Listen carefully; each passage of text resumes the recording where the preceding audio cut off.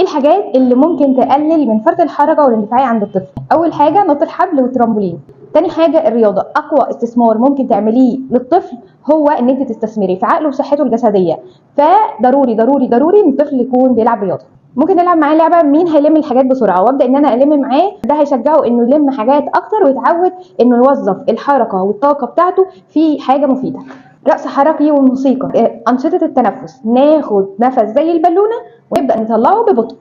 وانا لو قمت جريت من هنا هيجرى حاجه؟ نبي ما هيجرى حاجه. عارفين لعبه ثبت صنم؟ انه اللي هيتكلم او اللي هيتحرك الاول هو اللي هيطلع من اللعبه او هو اللي خسران.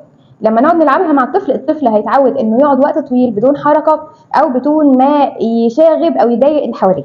عشان نفرغ التوتر والقلق ممكن نلف الطفل ببطانيه ونبدا ان احنا نزقه او ان احنا نضغط عليه.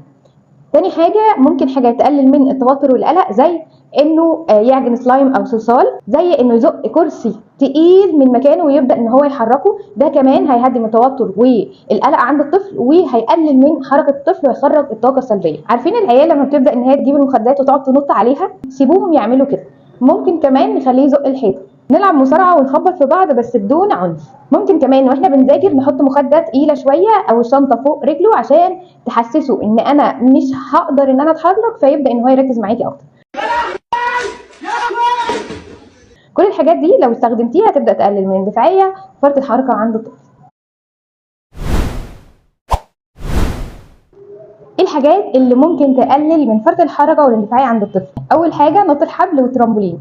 تاني حاجه الرياضه. اقوى استثمار ممكن تعمليه للطفل هو ان انت تستثمري في عقله وصحته الجسديه، فضروري ضروري ضروري ان الطفل يكون بيلعب رياضه. ممكن نلعب معاه لعبه مين هيلم الحاجات بسرعه، وابدا ان انا الم معاه، ده هيشجعه انه يلم حاجات اكتر ويتعود انه يوظف الحركه والطاقه بتاعته في حاجه مفيده. رقص حركي والموسيقى. انشطه التنفس، ناخد نفس زي البالونه ونبدا نطلعه ببطء. وانا لو قمت جريت من هنا هيجرى حاجه؟ نبي ما هيجرى حاجه. عارفين لعبه ثبت صنم؟ انه اللي هيتكلم او اللي هيتحرك الاول هو اللي هيطلع من اللعبه او هو اللي خسران. لما نقعد نلعبها مع الطفل هيتعود انه يقعد وقت طويل بدون حركه او بدون ما يشاغب او يضايق اللي حواليه. عشان نفرغ التوتر والقلق ممكن نلف الطفل ببطانيه ونبدا ان احنا نزقه او ان احنا نضغط عليه. تاني حاجه ممكن حاجه تقلل من التوتر والقلق، زي انه يعجن سلايم او صلصال، زي انه يزق كرسي تقيل من مكانه ويبدا ان هو يحركه، ده كمان هيهدي من التوتر والقلق عند الطفل وهيقلل من حركه الطفل ويخرج الطاقه السلبيه. عارفين العيال لما بتبدا ان هي تجيب المخدات وتقعد تنط عليها؟ سيبوهم يعملوا كده. ممكن كمان نخليه يزق الحيطه. نلعب مصارعه